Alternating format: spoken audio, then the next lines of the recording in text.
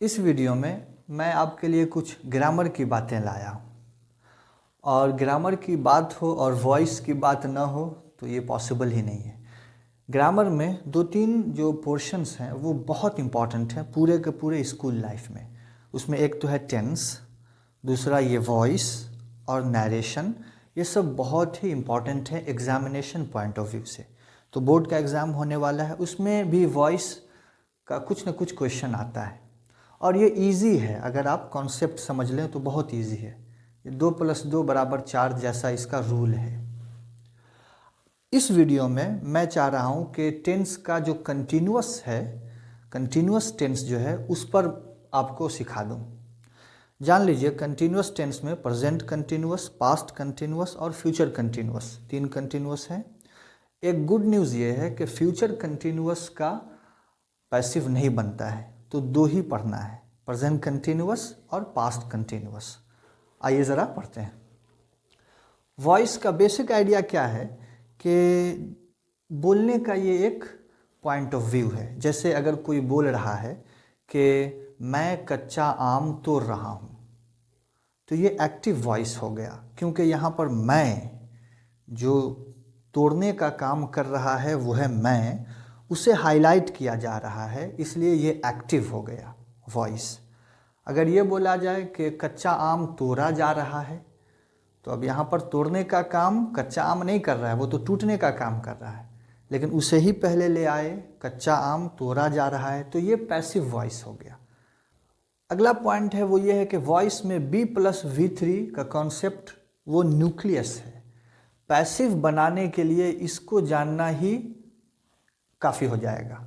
कोई भी passive sentence English में बिना इसके हो ही नहीं सकता है, B+V3।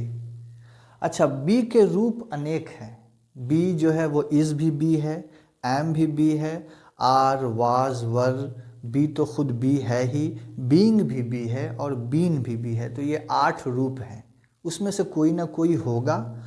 और वर्ब पैसिव में थर्ड वर्ब हो जाएगा। जैसे ईट अगर एक्टिव में है तो पैसिव में ईटन हो जाएगा, राइट रीडन हो जाएगा, स्पीक स्पोकन हो जाएगा, ऐसे चलेगा। एक पॉइंट क्लियर हो गया। अब आइए ज़रा देखते हैं, कंटिन्यूअस में पढ़ा रहा हूँ तो प्रेजेंट कंटिन्यूअस को देखें। हार्दिक इज़ विनिंग मैचेस। यहाँ पर कौन मैच विन कर रहा है? हार्दिक। तो हार्दिक को पहले रखा गया है, तो ये सेंटेंस एक्टिव हो गया, पैसिव होने का सवाल ही नहीं इसका। हार्दिक इज़ विनिंग मैचेस, इसका पैसिव अगर बनेगा तो ये है, मैचेस को पहले लाना होगा। मैचेस आर बीइंग, ये इंपॉर्टेंट है। कोई भी कंटिन्यूअस टेंस जो हम लोग पढ़ रहे हैं, प्रेजेंट कंटिन्यूअस और पास्ट कंटिन्यूअस, इसके पैसिव में बीइंग आ जाता है, being. Matches are being won by Hardik, by Hardik हो गया। यहाँ पर एक दो चीज़ और नोट करें इसी एग्जाम्पल में, तो आपका कॉन्सेप्ट अगर क्लियर हुआ तो बात बनेगी, आप सैकड़ों सेंटेंस बना सकते हो। यहाँ देखो, हार्दिक इज़ विनिंग है मैचेस, तो यहाँ इज़ है इसलिए कि यहाँ हार्दिक है। अगर यहाँ रखा जाए हार्दिक एंड श्रेयस अय्यर या हार्दिक एंड अदर प्लेयर्स, तो अब यहाँ आर हो जाएगा। हार्दिक एंड हिज टीममेट्स आर, उससे कोई फर्क नहीं पड़ेगा पैसिव पर, इसलिए कि पैसिव का जो इज एम आर होना वो तो ये डिसाइड कर रहा है ना, मैचेस, मैचेस आर। अच्छा, अगर मैचेस यहाँ अ मैच होता, मैचेस नहीं होता, सिंगुलर होता मैच, तो अ मैच, अब यहाँ आर नहीं, यहाँ इट इज होता। A match is being one. अच्छा, ये वन पर आए, ये वन जो है वो विन का V3 है, विन का V3 है 1, तो यहाँ पे सारा रूल अप्लाई हो गया, B+V3। आप इसमें देखें, बी आ गया ये बीइंग, और यहाँ वर्ब था विनिंग, यहाँ इसका V3 1 हो गया। एक्टिव में वर्ब जैसा हो, पैसिव में उसे तो होना है यही V3। ये है प्रेजेंट कंटिन्यूअस। अब ज़रा पास्ट कंटिन्यूअस को देख लेते हैं।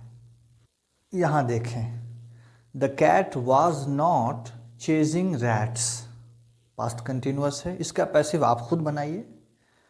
यहाँ पर रैट्स जो है वो पहले आ जाना चाहिए, रैट्स अब एक से ज़्यादा है रैट्स, तो पास्ट कंटिन्यूअस में वाज नहीं लगेगा, वर आ जाएगा। रैट्स वर नॉट बीइंग, वो रूल कंटिन्यूअस की वजह से, being chased by the cat. ऐसे चलेगा। कोई भी आपको, मैं कुछ सेंटेंस दे रहा हूँ आपको, आप इस यहीं पर आप मेरे सामने में आप उसका पैसिव बनाइए। तो जैसे अगर बोला जाए कि a boy is eating a mango, क्या बनेगा पैसिव? हाँ, एक और बनाइए, he was writing a letter. एक और बनाइए, the robber was looting the treasure. तो ऐसे चलेगा ये। आप ज़रा रिकैप कर लो, मेन पॉइंट क्या बताया गया है वो, कि B+V3 पैसिव में होगा, और कंटिन्यूअस को पैसिव बनाने के प्रोसेस में बीइंग वर्ड ऐड करना इनएविटेबल है, उसके बिना काम ही नहीं चलेगा, वो कोई सेंस ही नहीं देगा। और एक्टिव में वर्ब जिस टेंस में हो, पैसिव में तो उसे हो जाना है V3। लास्ट पॉइंट समझ लीजिए कि कोई भी एक्टिव जो होता है वो पैसिव बनते वक्त जो सब्जेक्ट होता है वो बाई के साथ, हार्दिक जो था वहाँ बाई हार्दिक हो गया था पैसिव में, यहाँ द कैट जो है यहाँ बाई द कैट हो गया है पैसिव में। तो इधर सब्जेक्ट और ऑब्जेक्ट जो है वो आपस में इधर उधर आ जाते हैं एक्टिव पैसिव बनने के प्रोसेस में। तो ये कंटिन्यूअस टेंस का कंप्लीट हो गया। अगला वीडियो मैं लाऊंगा किसी और टेंस पर।